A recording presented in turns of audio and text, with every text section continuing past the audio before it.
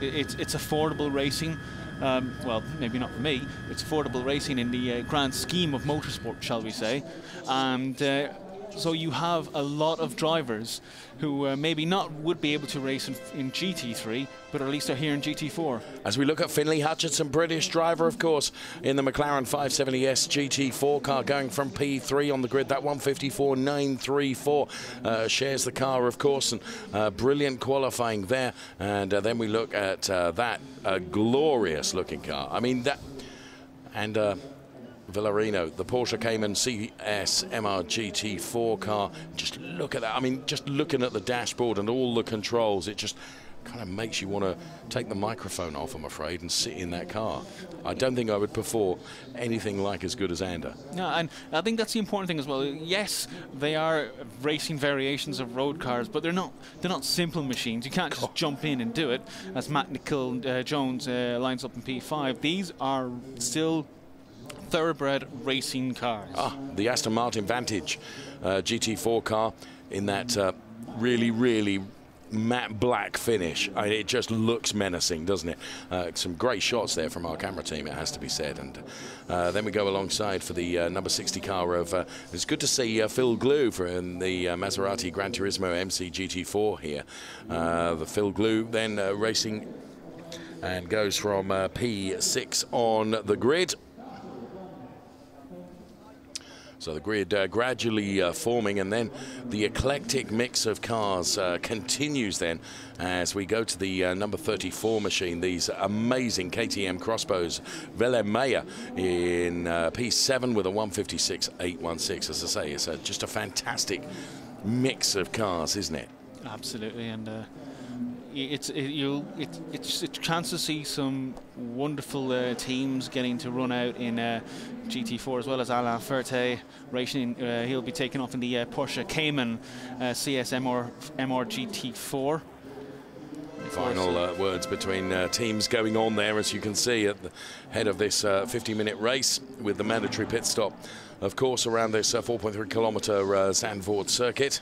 And Ferté's teammate, of course, Grégoire Demoustier, who'll be jumping in at the halfway point of this race when we have the changeover of drivers. Reinhard Koffler then is another one of the drivers that pedals the KTM Crossbow GT4 car. And look at focus and attention then on Reinhard's face, giving very little away in terms of the emotion ahead of this 50-minute race. And then the number 9 car for Duncan Huisman, the McLaren 570S GT4. I would say that as Duncan flashes his lights for us there, a bit of disappointment with qualifying result there for Duncan Huisman. Huisman's a very good driver. He's been around GT racing for quite a while. Long time, yes. As has his teammate Luke Rams. So maybe a little bit disappointing for them in one sense to see them 10th on the grid, but I think they'll enjoy trying to climb through the order on a tight and twisty but quick Zandvoort circuit. It is a very well attended grid. It's actually so long that we would need multiple screens on our timing and scoring to actually see the full grid. Yes, you're right. There we can see the back end there of the Porsche of car number 112. That's the Orin Vision Racing with Pavel Lefterov, yes, and Jean-Louis Jasper. they are going to be going from P16 on the grid with a 158.264. That's a great shot, isn't it? Just from top the race control building there.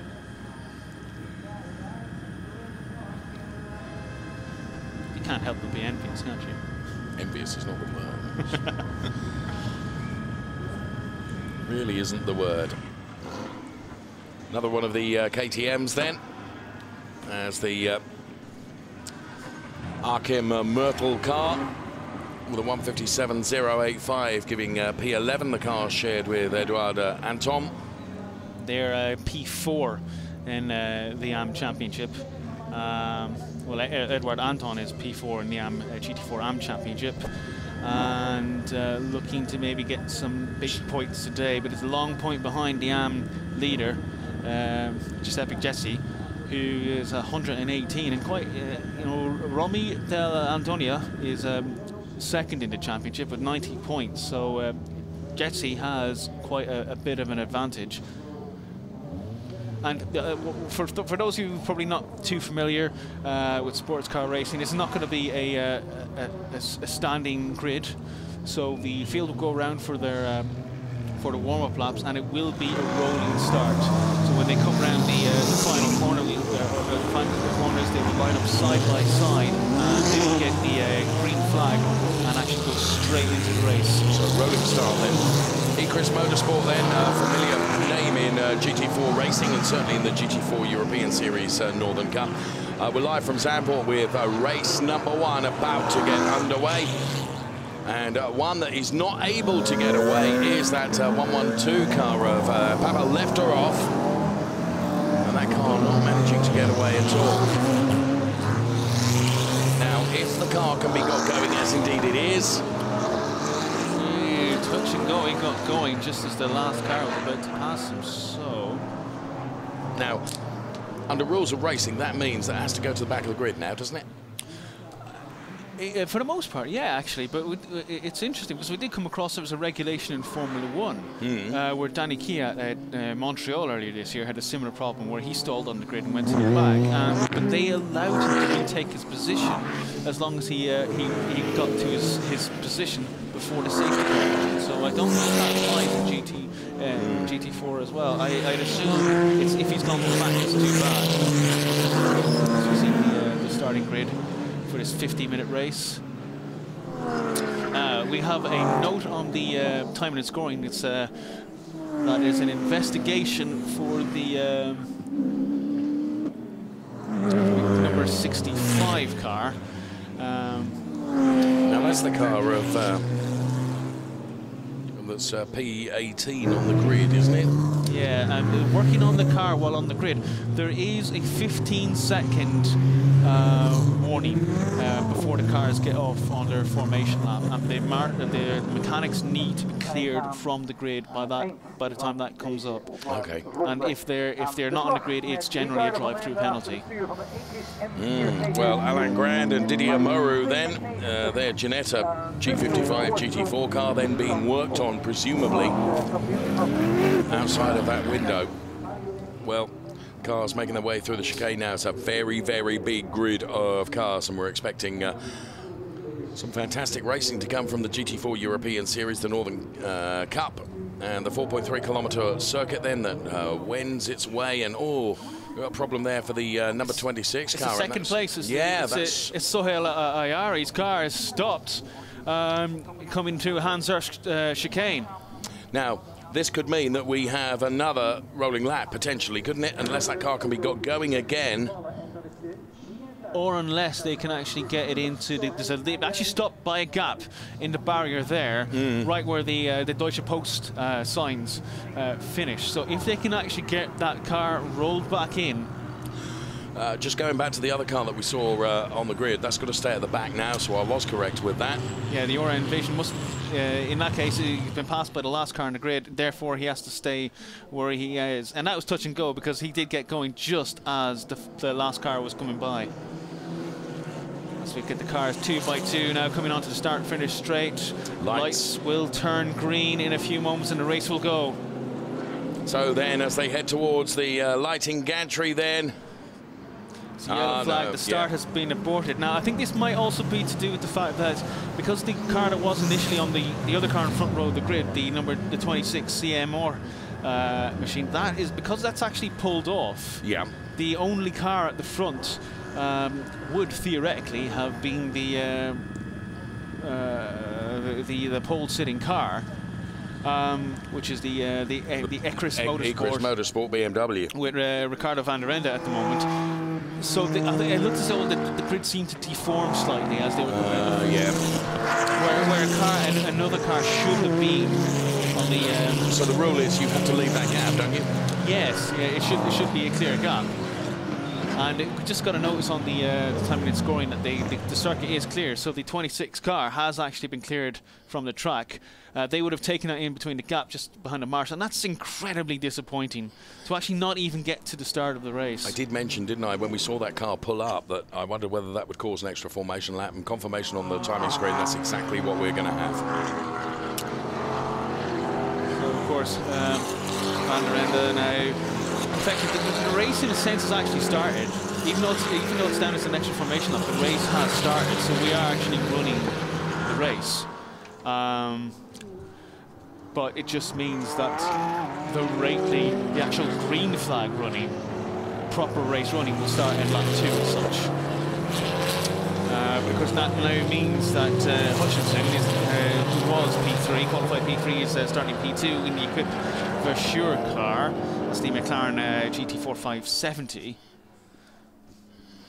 Well, so we won't get a 2x2 restart. This will be. But that's really hard to police, isn't it? Yeah. I mean, that's really difficult. And surely there has to be, from race control, there has to be a degree of flexibility, because that's very, very difficult to do it. You know, when you're lining up alongside a car for a rolling start, that's just a little bit easier, isn't it? Because you've got to judge, you've got to measure, haven't you? Actually, my mistake. They are relining up for a 2x2 restart, so that's my error.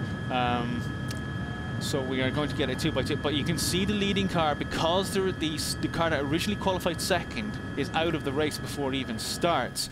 You have that gap. Yes. And I think that may have been. But do you know what? Credit to these drivers. They're doing it really well, aren't they? Yeah, absolutely, and a very, very good job. As we see Van der Ende now about to launch into the first racing lap here, even though the race has technically already started. So then, as the cars round the final turn, they'll get sight of the lighting gantry for the second time, and on this occasion they hope that it will, of course, go green. Now, turn 1 is going to be a very, very busy place indeed.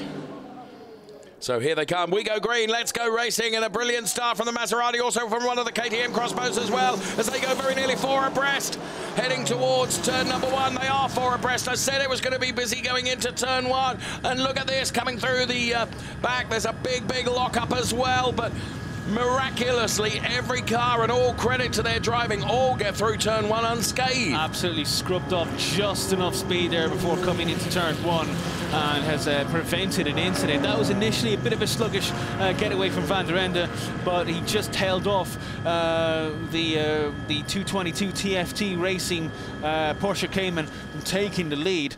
That is Ander Villarina in second place now, ahead of Hutchinson. Well, Van der Ende then really getting it going now, as the rest of the cars come screaming through in this GT4 series. What a fantastic start that was, after a botched attempt, which was no fault of any of the drivers. That was one of the cars that was not able to make the start that caused the problem. And then throughout the grid, there is so much action and so much activity already, with such a big, big grid of cars in this GT4 European Series Northern Cup race. It's to be expected, but Van der Ende is doing what he needs to do, isn't he? He's just building a little bit of a gap. But Finley Hutchinson is right on the back of the 222 car that is currently P2. Absolutely. Now that he's actually kind of got into a rhythm, he's pulling away slightly, and it's just what he needed to do. Held on to the lead, come through those first few corners, and really he's got a big gap there now. And Villarino's really going to be watching his rear view mirrors to make sure Hutchinson stays behind. Well, at the moment, Hutchinson looking very, very lively indeed. And from our heli shot then, as the Van der Ende then it's Villarino, then it's Glue, Hutchinson, Jones, Mayrick, Heisman. As through up on the inside then for P2. And that was a good overtake, taking that Tarzan turn exactly as you need to. And this track is one of the really old school circuits with no runoff area, so any mistake is really going to be punished. And you're going to be in significant trouble if you run off, because there are no long and large tarmac runoff areas. It's gravel or it's grass, and it's going to bite you and bite you hard. So into the 44th minute of... So what we have now, Dave, is we're now to the second proper racing lap. We have the number 8 of Van der Ende leading the race, and that is actually Van der Ende. Whoa! Oh, it's a collision! It's a collision! You could see the lock-up coming, and Van der Ende has gone around. He's got to try and get again. He's lost 2, 3, 4, 5, 6 places. He's lost a whole bunch of places. And that is going to be looked at instantly, I can tell you, by the stewards. As the pro racer Villarino went into the silver, the leading silver car, the leader overall, Van der Ende, as... Now, here it comes. Now, I don't... There was just no... There didn't appear to be any braking there. Yeah, it just seemed to go straight in, and he just carried so much more speed through the corner. And that is... yeah, I think that's going to be investigated pretty sharpishly. And I tell you, credit to the drivers for driving... Well, it was great avoidance, wasn't it? Driving through this smoke without... well, what Van der Ende was doing, he's got the car lit up and trying to spin it around to get back, and he is back. But look, he's way, way down the order now in comparison to where he was. And Phil Glue, race leader in the pro car, we have... So Glue leads from Villarano, then it's Philly Hutchinson P3. Extraordinary, and there Van der Ende trying to come back. Down there, where is the Van der Ende car? It's he's dropped to 15th place overall. Oh my goodness! But this actually does have implications for the championship, Dave, because Villarino, having been in that incident, he is leading the Pro Cup in this race at the moment, and the next couple of drivers, you've got 5th place. It's the number 33, and it's Andy Merrick, the Bullet Racing McLaren. And then next up is Pro Cup leader Duncan Heisman, 6th overall, the P3 in the Pro class. And that's the kind of incident that will allow Heisman to get one step closer to the title. Well, the incident between car number 60 and car number 8 under investigation, of course. The team manager from car number 60, Phil Glue's team manager, has been invited to the stewards now. That's going to be some very, very strong words.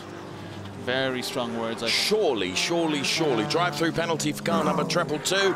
That's the car that's running P2. An inaccurate grid position. That's very hard to police, isn't it, because of the rolling start. I wonder maybe if he went too early. Perhaps. On the when the green lights went. There is the treble 2 Porsche then that has got a drive-through penalty for then that inaccurate grid position. Now the thing is, that drive-through penalty has got to be taken within 3 laps of being notified. I think I'm absolutely correct in there. Yeah, that's absolutely correct. Now if Finley Hutchinson has got any sense here, he'll ease off. He won't be trying too hard because he knows that treble 2 car has got to come in. There is Van der Ende then trying to make his way back. Ahead of him is the number 74 KTM Crossbow. And he's already taken a position. He's up to 14th place now, having passed Emil Westman in the Team Hollander KTM Expo GT4. Wow. Action throughout the grid. So Glue leads, but how long is that going to be? Second place is Villarino. How long is that going to be? Right, quite. Oh! And from our heli shot, you can see just how close they're getting. A car in trouble there. And every which way they go to get past that car that's a puncture, I think, and the left rear. Left rear, yes. See that from the heli shot there.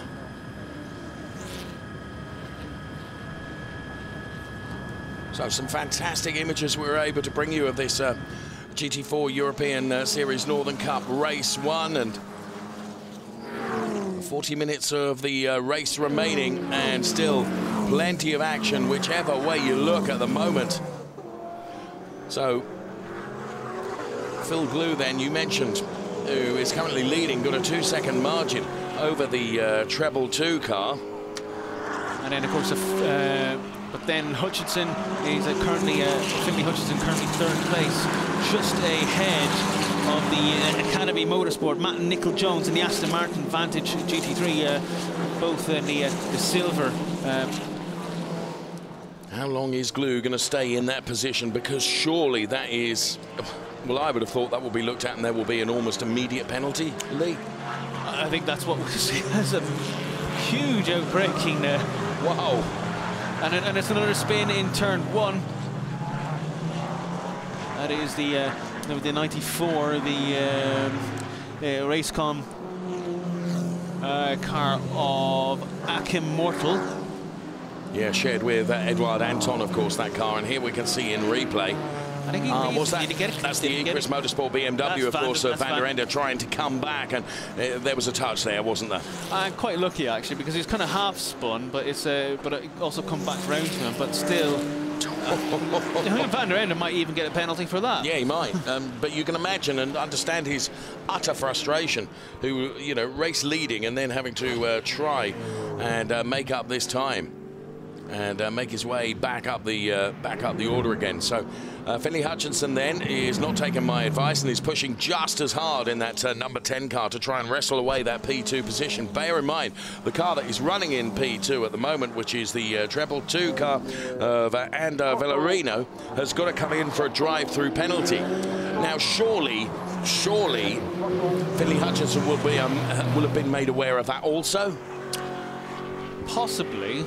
I'd assume so, but it depends how long Villarino takes to actually take his drive-through penalty, whether it's the full 3 lap. And there we have Phil Glue gets a drive-through penalty for causing a collision. Quelle surprise. So that means as the Treble 2 car comes in for its drive-through penalty, notionally, the leader is going to be Finley Hutchinson, isn't it? Because Glue has got to come in for a drive-through penalty. It doesn't matter whether it's 6.5 seconds up the road. It's completely and totally academic, isn't it? He's got to come in for a drive-through penalty. And that makes Hutchinson effectively the leader of this race. Meantime, the crossbow of Angermeyer and Koffler having a real fight with the car of Luke Brahms and Duncan Huisman. Drive-through penalty served for the Treble 2 car then. Phil Glue is the next that's going to queue up to take that drive-through penalty, and that will put Finley Hutchinson in the number 10 car up into the race lead, along with Xuba Moore, the driver pairing there. And the incident between Van der Ende and Mortal is also being investigated by the stewards at the moment. They've had a busy first 15 minutes of this race. As we now under pressure is that number 75 Ortolando sport car of Dario Ciratti and Maurizio Fondi, and that's the battle that is going on. Oh, as a round goes, the number 9. Huisman, it's Duncan Huisman. It is. The Luke Brahms Duncan Huisman car has gone around. From 4th place and lost many positions, and it's quite an incident-packed first 15 minutes of this race. And what's happened here is this takes. Is he going to get closed in on by? Well, that was the number 33 car doing the closing that's in. Andy Merrick. Andy Merrick's just closed in on while Huisman was going down the inside. Oh, and again, very good avoidance by everyone. And instantly, we have Villarino's another investigation for pitching, exceeding the pit lane limit. Here's Phil Glue in then for the drive-through penalty. And some very disappointed looks from some people there in the pit lane as Glue was driving down the pit lane. So the crossbow of Angermeyer and Kofler we can see there, which is the orange and black car, which is currently running P4, chasing down the number 33 car of Andy Mayrick. And Stephen Patrick, of course, they share that car. And there you can see that battle continuing. We've got 35.5 minutes of this race. The team manager of car number 8, which of course is the Equus Motorsport, Ricardo van der Ende, Max Keerbolt car, being urged to go and see the race steward as well. So, oh, goodness. Can I breathe yet? So in the lead of this race at the moment is Hutchinson. That's in the Pro-Am car. And effectively second place, Merrick, who's just been involved in that incident with Duncan Heisman. That's in the Pro car. So when the and it's off here for it's the number 62. That's the William Moore, Matt Nicol-Jones car, isn't it? The Aston Martin. And he's well off. And that's beach. That's not going anywhere. Now, will they allow the race to continue with that car there? It's far enough away, isn't it? Oh, well, we didn't quite see. It was clearly there was a lock-up, wasn't it? Because you could see the tyres were marked on the road long beforehand. No, I think the stewards and the race director will always... Safety car is deployed, Lee. That's it. The race director will always act under the presumption that if one car can get there, then another one can. Absolutely. It's something that's probably more applicable in rain-affected races, but still, you don't want to have an incident that could be avoided, as we see. Now, the one I feel a bit sorry for here is Finlay Hutchinson, who'd built up a reasonable margin, and now that whole margin is going to be naught, isn't it? Yeah, and it's completely beached. That's going to take a little bit, Matt Nicol-Jones then, that's going to take a little bit of getting out of there, isn't it? Yeah, that's going to take, because it's very deep into the gravel trap, but also very far away, I believe, for an entry point. Right. For the diggers to go and actually pick him up. Yeah, Hutchinson had basically a 4-second lead over the KTM Expo of Reinhard Koffler. So the two Pro-Am cars leading this race, Andy Merrick, as I said, who was involved in that incident with Heisman a few moments ago, in third place. That's the Pro car. That's the leading Pro car in this race. Incidentally, Phil Glue returned, having served a drive-through penalty in 14th place.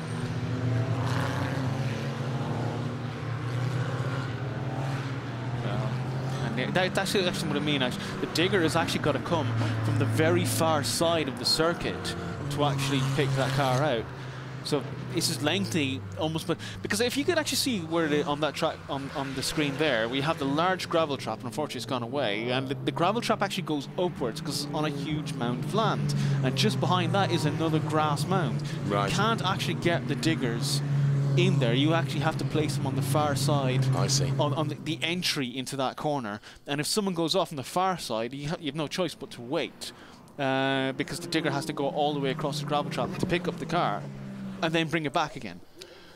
Recovery information brought to you in association with thank you, Lee, for explaining that. Now, but it does mean that we're going to have a little bit of a lengthy safety car period as the digger has to make that long journey and back again. Okay, so Finlay Hutchinson then in replay here, leading the race, and the car is of course the equipped virtual car of Finlay Hutchinson and Seb Moore, McLaren 570S GT4 car, beautiful looking car. We've just got a notice on timing and scoring that Van der Ende, the team is that was Liberties. I mean, yes, that was the Autolanda Sport car of Giuseppe Gezzi and Manuela Mengozzi. And the leader in the AM point standings, of course. The team manager for the number 8 car, that is Van der Ende, has been called to race control immediately. Right. And that's it's the immediately. Oh, I see. That will raise some eyebrows. Now, normally we're actually getting to the point of the race. We're almost 20 minutes into this race. It's a 50-minute race. We have generally a 10-minute window in the middle of these GT4 races for pit stops, for driver changeover, new tyres, etc. But we're now into that stage where we would normally be starting this pit window, but we have a safety car, and the pit lane's closed. Yes. And the pit lane will remain closed. Until this is recovered. Until this is recovered. Okay, in the situation then, for those that don't necessarily always follow the GT4 European Series Northern Cup race, what happens for those drivers then that have just a single driver entry in the car? They have to come into the pit lane and stay there for the same amount of time as it would take to. They're held for a certain amount of time to kind of level out any kind of a potential advantage that they may have for not having to change driver. And one of those is the young lady that's P3 in the GT4 AM points, and that's Manuela Gostner. I know Manuela very well, and great fun. She's driving the Villorba Corsa, Scuderia Villorba Corsa car, the Maserati GT GT4 car. She's currently just looking on the timing screen. She had a torrid qualifying and is running P22 at the moment. In the race overall, of course, yes, as opposed to the AM points, and it should be made clear that there are two races effectively going on at the same time. There's that for the Pro AM points and that for the AM points. Safety car is coming in this lap, so we will get back to race action, and the pit lane, I should think, will open pretty sharpish thereafter to allow the driver change and the mandatory pit stops to occur. Just note, Gostner is running 6th in the AM class at the moment, 22nd overall. So. Okay. Well done, Manuela. Great, very, very talented driver. So less than 30 minutes of the race remaining, and it has been a race that's been fraught with action already. It's been a lot of incidents, but there's been incidents from people I didn't expect there to be still can't get over that. From. I still can't get over that Van der Ende spin around. I mean, you know, it just looked like it was, well, I don't know. I don't know what to say about it. Well, they've got the about to get the green flag on the final couple of corners. So then it's Finley Hutchinson's job, isn't it, to back them all up and to try and get a launch away. And the one that's looking really lively here is Meyrick. The interesting thing about Meyrick is there's been no investigation noted as the... And look how many are diving into the pit lane now. The pit lane is still listed as closed. No, it's got to be according to time and scoring. Just actually flashed up on screen a moment ago, so that's interesting. We'll see if that has any... Well, if it is closed, then the drivers don't seem to know about it. Merrick is one of those who actually has pitted. Or sorry, no, he hasn't. That is Meyer. That's Meyer is pitted. It's going from bad to worse for Ricardo van der Ende. He gets a drive-through penalty for causing that collision where we saw that car turned around. Pit lane actually opened 10 seconds ago. There we go. But that actually, that's interesting, because I've seen this in previous iterations of GT racing where it's actually touch and go with seconds as to whether you're allowed into the pit. So I wonder if that's going to be something they'll look at, as there's a little bit of confusion. The drivers that's jumping into one of the Porsches has not got his belts done in the slightest, and his partner has walked off. Yeah, that's Gabriele Piana, of course, that races in the Porsche Carrera Cup, and Razvan Umbrescu. And there, Ricardo van der Ende then, who, as I mentioned just before, crossing over to watch that the driver changes, that drive-through penalty there. So, been turned around and been on the receiving end. Lost so much time in so many places, and now with a drive-through penalty as well, the race is done and dusted, isn't it? Pit stop window's only just opened in the last 25 seconds. So this is curious. This is curious, because I think a bunch of drivers have made a mistake, because we see a spin with a number 77. That is a Scuderia Villorba car, and it's got the... it's Romy D'Antonio, isn't it? And what's happened? Oh. He's got a nerf.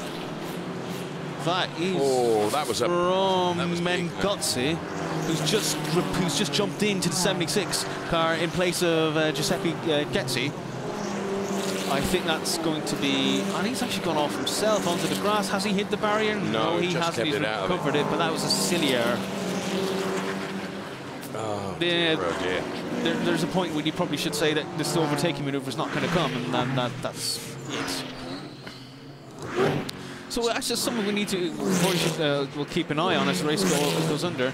The incident between the 76 and 77 cars is now investigated. Is the situation with the pit stop window, because I'm certain they actually came in too early, but we will see. Well, there was an awful lot of them that did come in too early, if that indeed was the case, as Kramer is out of the car, and here you can see, and it's great to be able to bring you this shot then of the Kramer Racing driver change going on, and the conversations and discussions and arguments and the fraught activity down there in the pit lane as we look at the car of the Allied Racing Freddie Kramer, that Schmidt car. That's Schmidt going into it. as Kramer just pulled into the pits. Well, I'll tell you what, the race steward is really busy, or race control is really busy, because the team manager for that's for the Autolander Sport team has got to report straight away to race control. And that's for the incident we saw a few moments ago in the chicane. So see, and Hutchinson's pitted from the lead. So that means that nominally in the lead is the RIS team KTM of Engelmeyer and Reinhard Koffler. Reinhard Koffler in the car, of course, that KTM Crossbow GT4 car. And also we've just seen the number 8 car of Max Kolbart come in. That's a drive-through penalty for the incident earlier on, causing the collision. That was when Van der Ende was in the car. So Finlay Hutchinson out of the car then, and in the car Saba Moore. Saba Moore, that McLaren 570S GT4 car. 24 minutes remaining of this GT4 European Series Northern Cup race. Oh, fantastic sound as you hear the number 77 Scuderia Villorba Corsa of Fascicolo, the Maserati Gran Turismo. Sounds absolutely awesome. That's in the AM class, of course. And they're down in 6th in the AM class, but there's drivers ahead who have yet to pit. This is one of the fantastic cars in this championship, the Sofia car motorsport of Ivan Vlachkov. That, of course, is the Sin car, Sin R1 GT4. I remember first being introduced to this car. I think it was at the Red Bull Ring some years ago. What a fantastic car that Sin car is.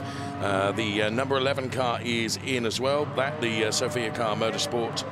Well, that is the car that I was talking about. That Sin R1 GT4 car. Ivan Vlachkov into the pit. Now, this is what I mentioned. He's the only driver in that car for this race, so there is like a set minimum time. Yes. To listen to that scream out of the pit lane. 23 minutes remaining now. Meanwhile, the number 64, Jamie van der Balk, leads in the KTM Expo GT4, yet to pit. They're in the... So there the Ivan Vlachkov Sin car, Sin R1 GT4, back out then. We've seen it in the pit lane, and that car just looks and sounds absolutely awesome, making its way down to the twisty section of this Zandvoort circuit now, running downhill and out into the dunes, climbing back uphill now, running down towards turns 6 and 7. And what were one of some of the notes we're beginning to get on the time and scoring screen, and this happens sometimes with cars, is it check the driver ID, and that basically means when you have the driver change and the new driver gets into the car, they got to flick a switch on the transponder, so that they are identified, because it's on the timing and scoring screen, and that's the puncture we saw earlier a few moments ago for that is Duncan Heisman. That's Duncan Heisman's car. Until you actually flick the switch, as it were, it will stay on the original driver who was in the car. So it's sending the wrong information. It's sending the wrong information, and they need to actually flick. The team will get onto the driver to get him to change the transponder, and if they don't, that's something that they will be brought into the pits and made to do. Under investigation for pit stop times, car number 4, which is the Energy Bay ART team of Alain Furté and Gregor de Moustier, the Porsche Cayman CSMR GT4 car. That's under investigation for pit stop time. Also under investigation for pit stop time is that Sofia car motorsport Sin car that we saw. I wonder maybe if it was too short a time in the pit lane for both of those entries, as we see some action further down the field.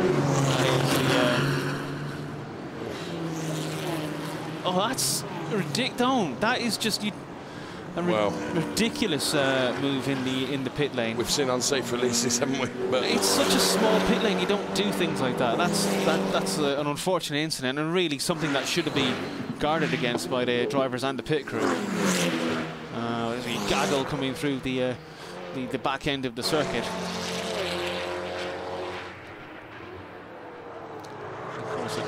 Remain side by side, don't they?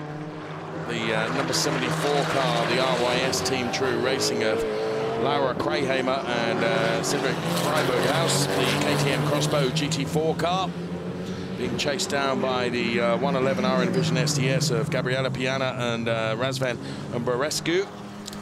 I do believe Krahammer is just out of the pits. I think that this may be the first time out of the pit, so I wonder as they go through side by side and bang, bang, bang.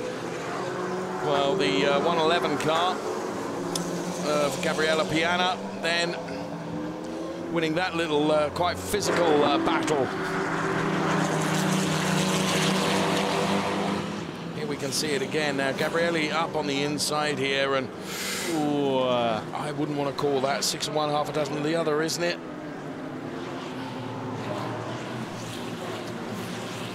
So you see the pro car going down the inside of the Pro-Am entry. That was at the chicane, wasn't it? Under investigation, car number 74, which is that Krahammer Freiberghaus KTM Crossbow for an unsafe release. So under investigation there, so that was noted by the race control team, the very thing that we saw on screen and also in replay. So we get into just under 19 minutes of the race remaining. Race leader is the number 64 car of Silja Haug and Van den Balk, the KTM Crossbow GT4 car. Running in P2 at the moment, the number 94 Racecom car of Edouard Anton and Achim Mortel, the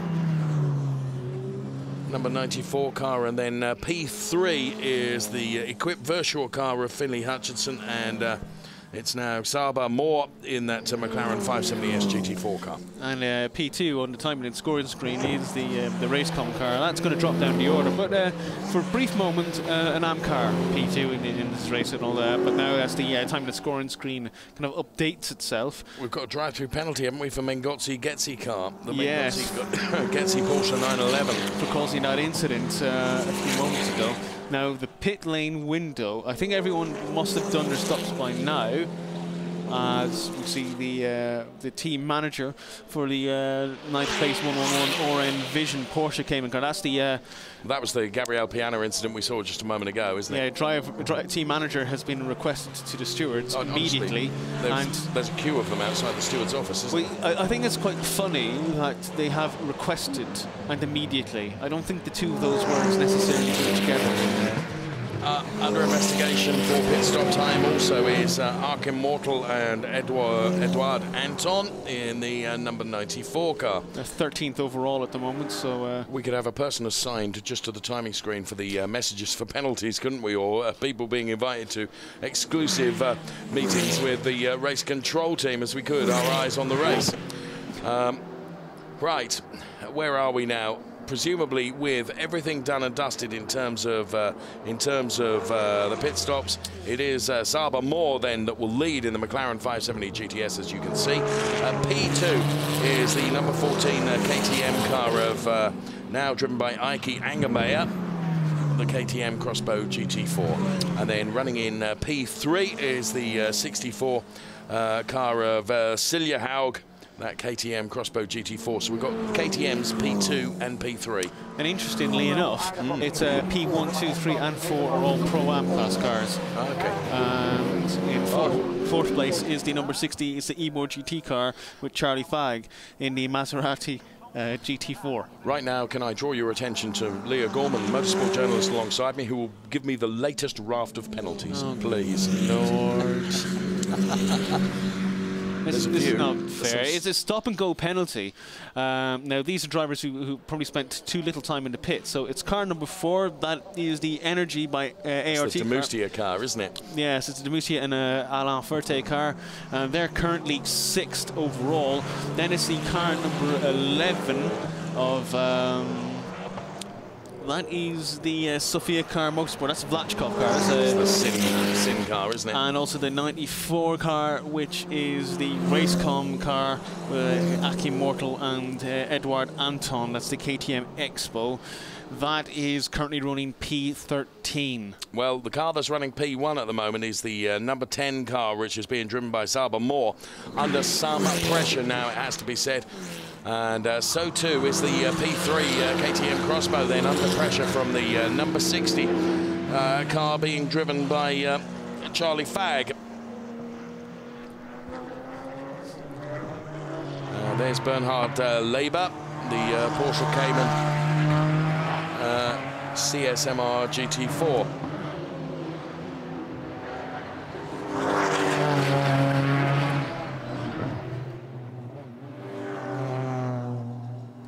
Interestingly enough, Dave, I think it is quite important to know that leaders of this race are the ones who've not made the leaders in this race are the ones who've not made the errors, who've not made the silly little mistakes on track, who've not made the silly little mistakes in the pit lane, but rather gone about their job in a very clean manner, very tidy manner, and who are now leading this race.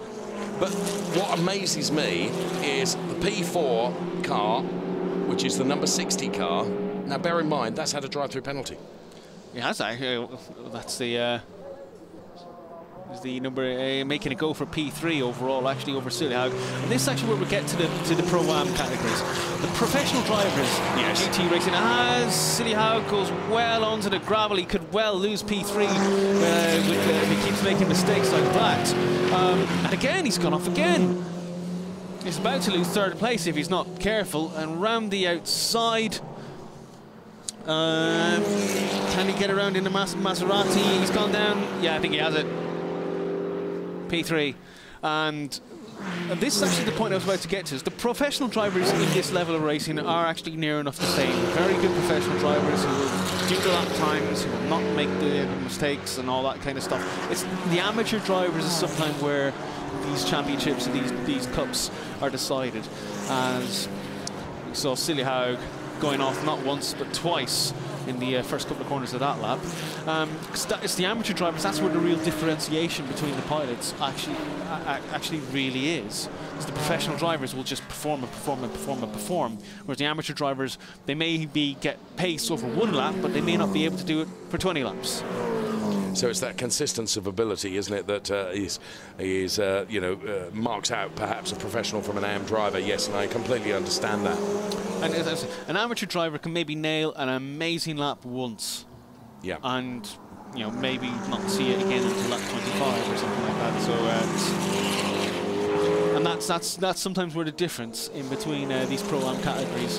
What it does do, it provides for incredible entertainment for us as race fans, doesn't it? Absolutely, definitely. And actually, just an acknowledgement as well, is the number 60 car P3, despite having a drive-through penalty. Of course, we need to look back to see if that was taken before the safety car.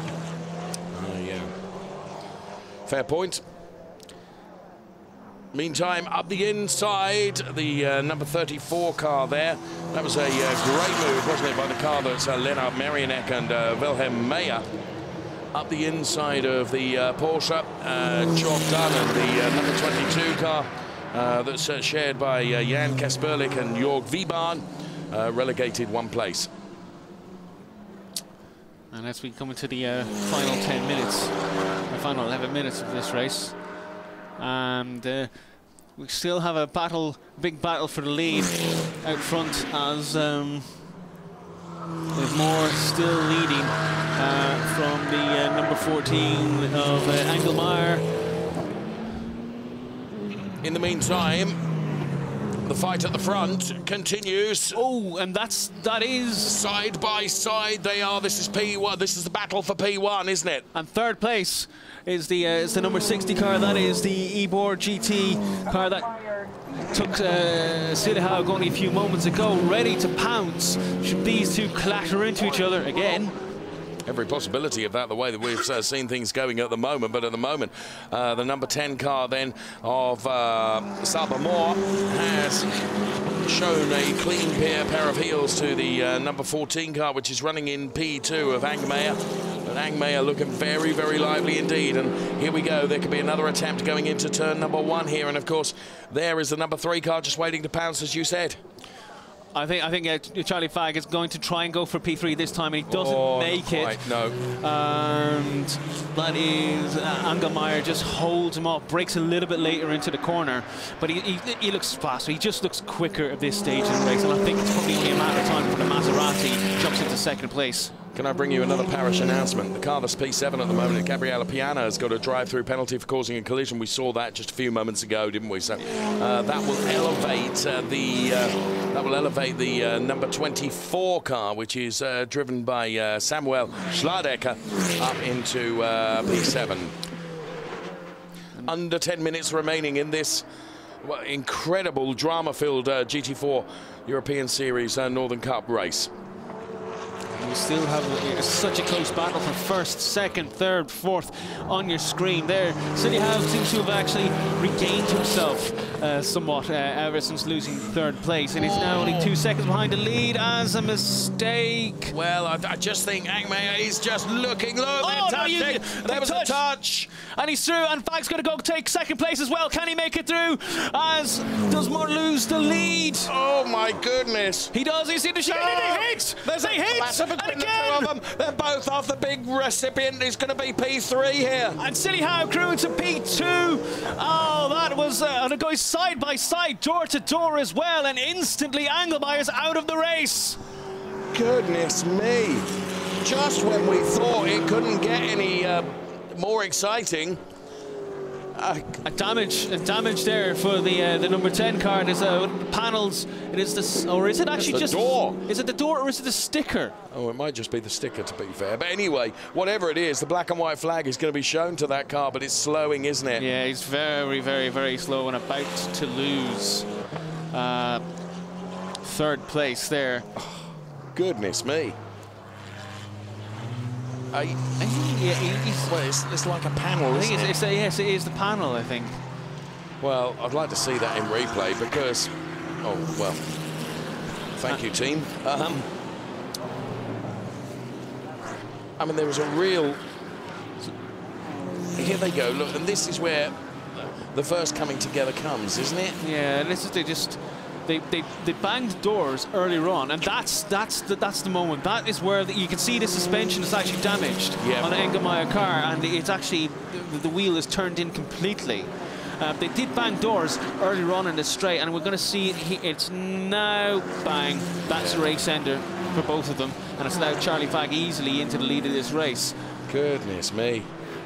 And Silly Howe into second place.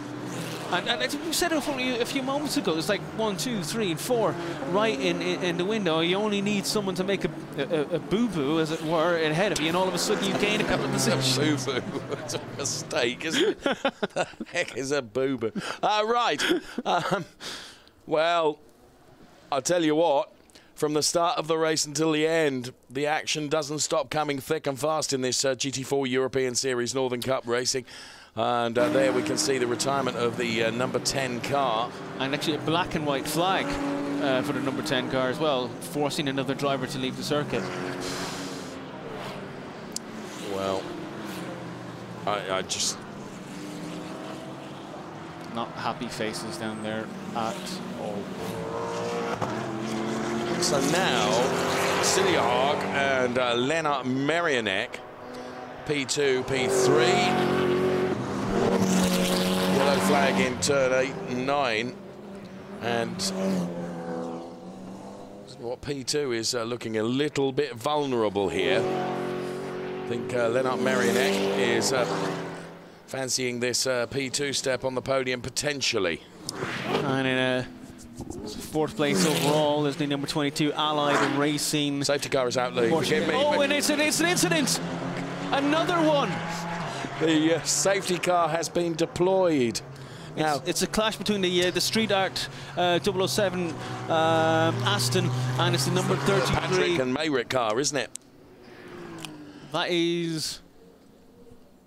Well, safety car deployed then. And it's the Stephen Patrick. There. Mika Stanley then in the Aston Martin Vantage car. Incidentally, Patrick was P6, and Stanley was P8. So I wonder if Stan, I think he's just gone in, made a dive bomb. Has he? Let's have a look. Yeah, he's gone for a 7th place, overshot it, and taken the 6th place guy out. There you go. Yeah, that was quite an impact as well, wasn't it? Oh, well, you have to say that the Stephen Patrick would have really Bullet Racing team are not going to be very happy about that. From the other angle, it's actually quite you can see even more of how it was a significant impact. But he's dive bombed the number 94 car, overshot it completely, and actually taken out the completely innocent Stephen Patrick in the Bullet Racing machine. Why? Why? You can almost hear it, can't you? And yeah, and you know, and I think it may be polite words between them. And I feel with only 4.5 minutes left, Dave, this could end under the safety car. Yeah, this may be it. They're still talking about it. He's not happy. Stephen Patrick clearly not happy. Was running P6 despite incidents earlier in this race, and we're looking for a decent result. But that's just that's taken him out. Well, with just 4 minutes remaining, there's 2 cars to recover there, and they've definitely got to be recovered there from turn 1, haven't they? And well, there as we look through the number 14 car, which is another casualty, the Angermeyer Kofler car, there you can see. And well, there's significant gravel, bits of carbon, suspension components, you name it, they're all spread across the track, aren't they? There's a lot of people who are going to be working very late tonight. You're not kidding. You're not kidding. So, and actually, as a reminder, Dave, we still have race 2 tomorrow. Yeah, we do. So, like, these cars got to be repaired and put back together. I'd be actually, you know, I'd almost be surprised if we do see the 007 tomorrow, because that is significant damage. But is that engine damage? Well, I mean, it's certainly radiator damage, if nothing else, isn't it? And that will be not only radiator damage, but power steering damage. So yes, I mean there is a lot of work to be done there on that 007 car. You're absolutely right to call that. We can see the recovery vehicle is waiting to come out onto the gravel. This is not going to be done in time to clear 2 cars. I don't think so. No, clear 1, you might get touch and go maybe 1 last lap, but clearing 2 cars, not a chance. So Stephen Patrick, they're very, very animated, and rightfully so. I think that was an unfortunate and silly mistake by Mika Stanley there. Yeah. Completely misjudged the gap, really. So what is holding us up here then? I think they're probably going to let it run out and just pick up the cars, but they can't restart the race while the cars are sitting that close to the. So they're just going to allow the safety car to control them around until the race is done the time. Yes. Okay. It's a double-edged sword, because you can't leave the cars there, but at the same time, as I said, it would take so long to actually remove those cars with just one digger that the race would finish under safety car anyway. So, but as I said earlier on, if one car can go off there, and another car can go off there. Yeah, you've made that point. And they're going incredibly slowly. Coming down this start-finish straight, and will continue to be very slow coming through the corner, mainly because you do have those 2 cars stranded right on the edge. Well, so the mood has changed a bit now. And you know, I think it's not even just the mood has changed. So she's gotten to that stage where we're 3 or 4 or 5 minutes on from the crash, and you kind of you hit a point where you kind of go, oh well, you know, it's happened. What can you do? You know, you hope that you'll be able to go in tomorrow. As I said as well a few moments ago, that 007 car, that's going to be an awful lot of work, and I would be surprised if we see it tomorrow. Well, but we will see. Yeah, we will see. Meanwhile, we got P1, 2, and 3 all Pro-Am entries, led by the number 60 Ebor GT Maserati, driven by Charlie Fagg. Second place is the number 64 RS Team Internex KTM Bow with Mads Sillyhaug. And third place overall is the number 34 RYS Team Kiska car, the KTM Bow, KTM Expo with William Meyer. That's third overall. And in fourth place is the number 22 Allied Racing. It's Jan Kasperlik in the Porsche Cayman. Yep. And that is in the Pro class. The leading AM entry is in sixth place. That's the number 94 Racecom car with Achim Mortel. Sorry, actually no, it's Achim Mortel did the first stint. It's Edward Anton in the KTM Expo, and the in sixth overall.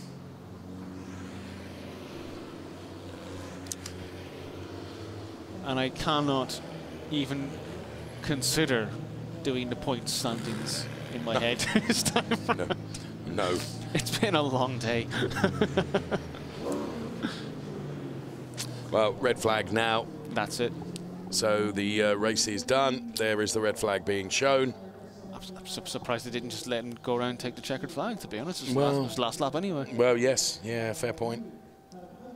Wow, what a race. You do not have a second to look away from either the main feed screen, which shows us the pictures and out of the window as well, and then the timing screen as well, which carries really rather a whole raft of messages. Some good, some not so good, it has to be said.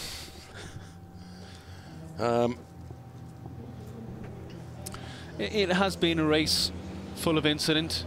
Not always necessarily the kind of incidents we wish to see, but we've also seen some very good racing as well, and deserved winners out front. Well, yes, you've got to be in it to win it, and there are a number of cars that aren't in it now. Bear in mind that winning car is also the Ebor GT car that was driven by Phil Glue earlier in the race. I know, which had a drive-through penalty, and this is what is so extraordinary, isn't it? How things can turn around. Just a well-timed drive-through penalty, if you can well-time a drive-through penalty. As good as. But there was a lot of penalties during that race, which brought the Maserati back up the order. But you can't fault Charlie's drive in that stint there, because he kept it clean, kept it quick, brought it to the flag, and he's won the race. Yep, you're absolutely right. So then the cars are very slowly making their way back to the pit lane.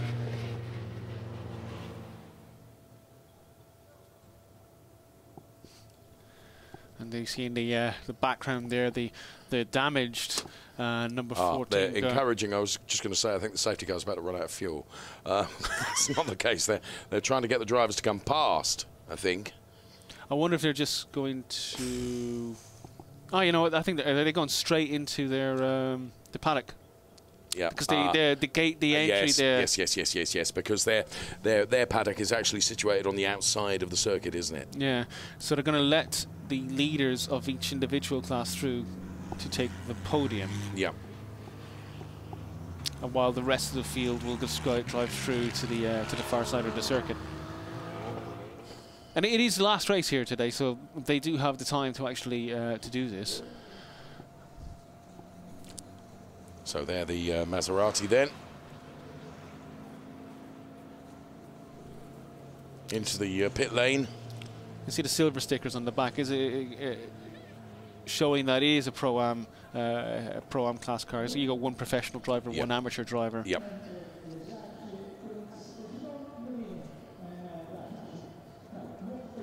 So cars into the pit lane now then. As you say, the leading cars in the AM class and also in the Pro-Am class. And there, confirmation, Fag, Siljehaug, Marionette, Kasperlik, Sleidecker, Anton, Melanie, Kraihammer then, the top 8 positions. Very busy down there. The cars sound and look great as well, don't they? Yeah, they are wonderful machines. Some very happy faces in that in Parc Fermé.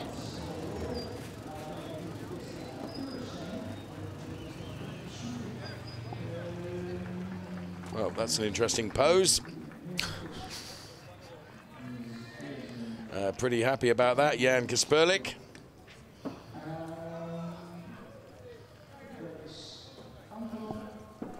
So both Jan Kasperlik and Jörg Wiebahn celebrating in fair style there.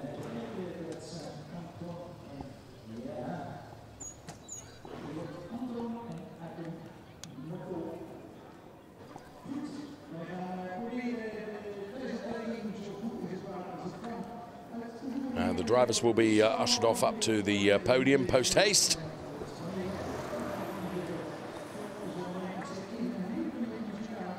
For the podium celebrations.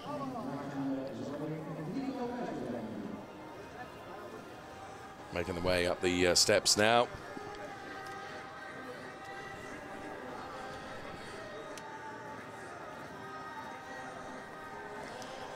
So it's been Jan Kasperlik there. It was just fantastic pose, wasn't it? Here's the result of race 1. P1 then for the Glue and Fag car. There was Siljag and Van den Balk, Meyer and Marionek. Then it was Kasperlik, Wiebahn, Westman, Schledecker, Mortal Anton, Meloni, Chasoldi, Krahammer, Freiberghaus, Cobolton, Van der Ende, and Piana and Amberescu, with Lefteroff and Jasper and Massatis and Macbeth. Manuela Gostner, P13, Fuert and de Moustier, and the rest of the order. Scrolling down the screen now. So drivers being prepared for their podium. By prepared, I'm not suggesting there's makeup artists there ready to dress them, but just making sure everything is in order, that the champagne is in the right place, etc., etc. We are in Holland. Yeah, we are. Some great shots and images of Zandvoort. And there, the assembly room behind the podium. And drivers about to be presented out there on the podium. And there you can see the GT4 trophies all lined up, and the Pirelli baseball caps as well. Lots of lots of after race discussions going on. You can't help but feel some of them. Talking about who hit who. We made it. Ah, yes.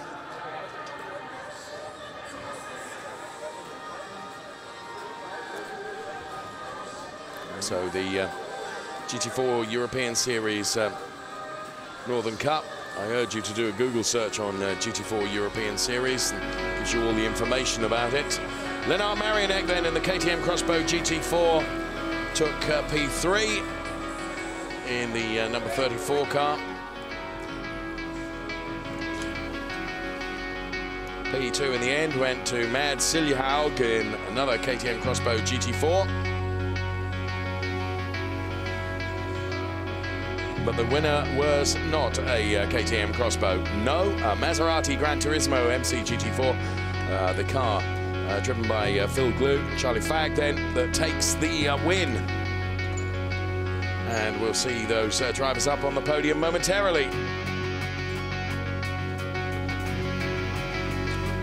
Maserati not without some damage to the front, you may recall from the very start of the race, which actually saw that car receive a drive-through penalty. Absolutely. And the safety car later on, as we said, allowed the Glue Fag car back into the race, really. So, about to bring the drivers out on the podium. See our presenter there. Somebody somewhere with a laptop working overtime, I should think, trying to score the points and penalty points and such like. Ladies and gentlemen. Yes. Welcome to the prize-giving ceremony. In English as well. We'll leave it to you, sir.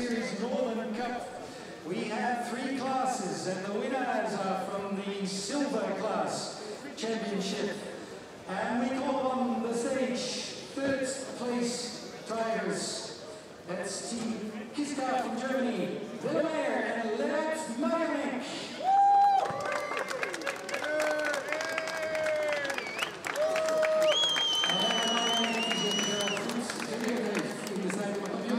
Second place, Mats Siljaug and Jamie van der Balk.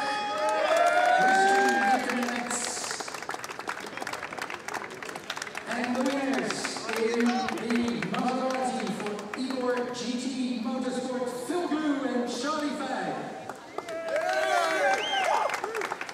So the drivers all up there are on the podium. We've let the podium presenter introduce the drivers up to the podium. And now time for the teams to come out as well. And national anthem to play out for Phil Glue and Charlie Flagg. That's not the national anthem. Stand by. It's track 4. It's track 4 on that CD. No. Let's play Beat the Intro. I think I know this one. Oh, that's great, isn't it? Well, just while we're ejecting the incorrect CD to put the correct one in, promise you we will bring you the national anthem. I think something with the national anthem, the Britons, I don't know, it's the Brexit already. Great sense of humour from our podium presenter then. Well, without the national anthem, the baseball caps go back on. And here to make the trophy presentations. Fine trophies as well. P1 trophies are held aloft. And P2 trophies being presented.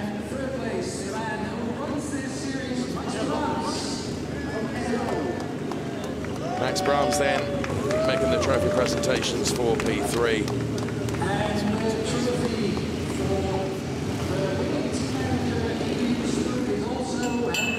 Yes, wonderful musical accompaniment of the cars revving up below is really helping the ceremony.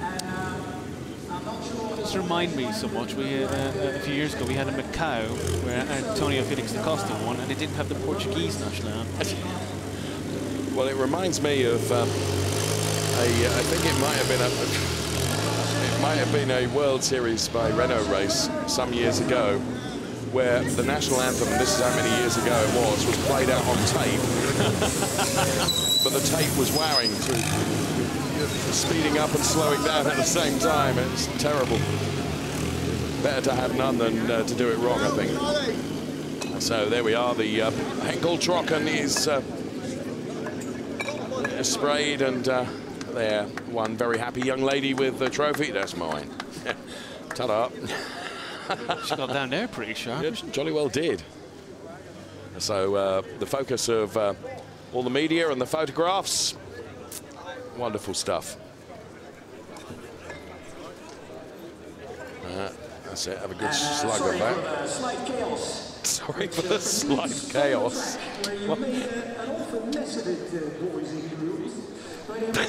Being told off now. We've got to get the lady with the mop.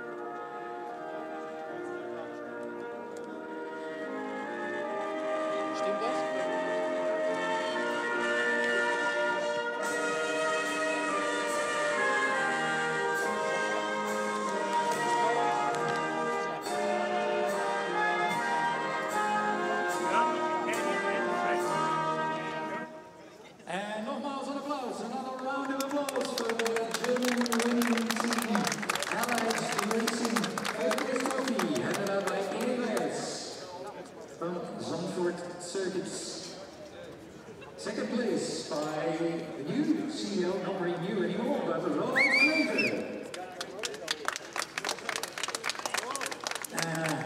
Happy people on the podium, third place by series organizer Max Brams. Third place, team Race Team Vandal.